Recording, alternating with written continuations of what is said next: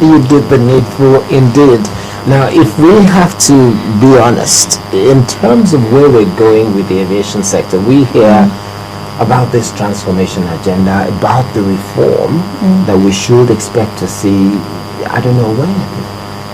What is this transformation agenda beyond what a number of critics have described and continue to describe as cosmetics? Well, I really don't know where the word cosmetics is coming into. A structure being transformed for safety purposes, for security purposes, is cosmetics about. If I may interject, yes. Some people describe it, maybe they don't want to use the word cosmetics, they describe it as improvement of the aesthetics of the airports. Well, I disagree totally with them. I think it's baseless, and I think it's very ignorant, to say the least. But let me tell you what we did and why we did what we did.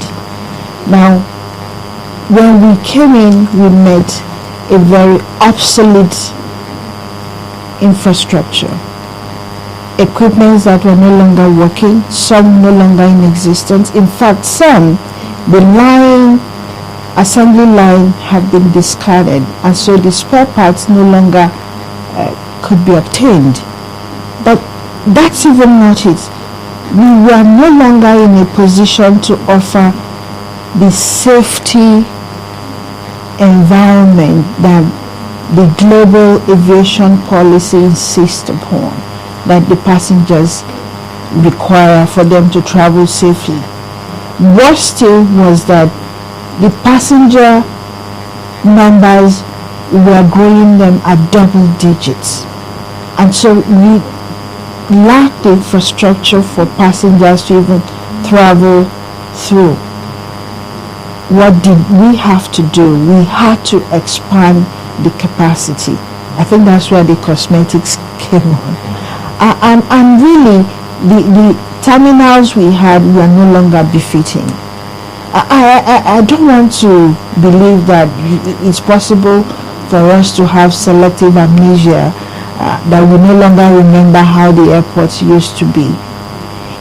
If you recall how our airports were, the toilets, the lounges, the passages, they were like motor parks. They were terrible,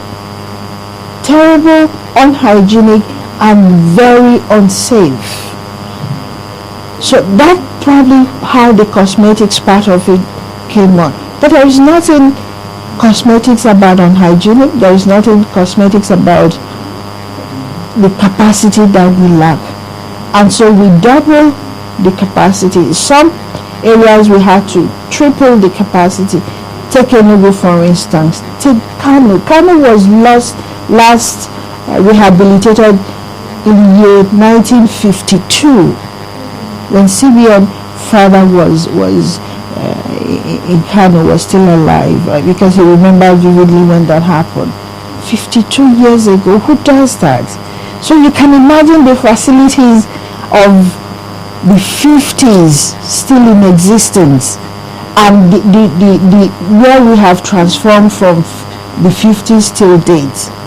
Then you look at airports like Lagos, like even Abuja. Just yesterday, I could imagine the domestic, how it used to be and how it is now, and all those are part of the front end transformation. But the back end is where you have the radars, where you have the track on. Today we have full radar coverage. It's never been done before.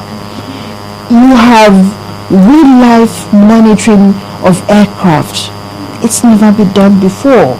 We have wheelchairs, which means we can monitor, we can detect the hazardous weather, and the pilots can fly with an informed knowledge that, look, it's not possible for me to fly to a particular destination because it is not safe, because this is what the NIMET report tells me about the weather condition. And so if he decides to go otherwise, he will be flying with well-informed back package on what it is he's going to meet at the other end.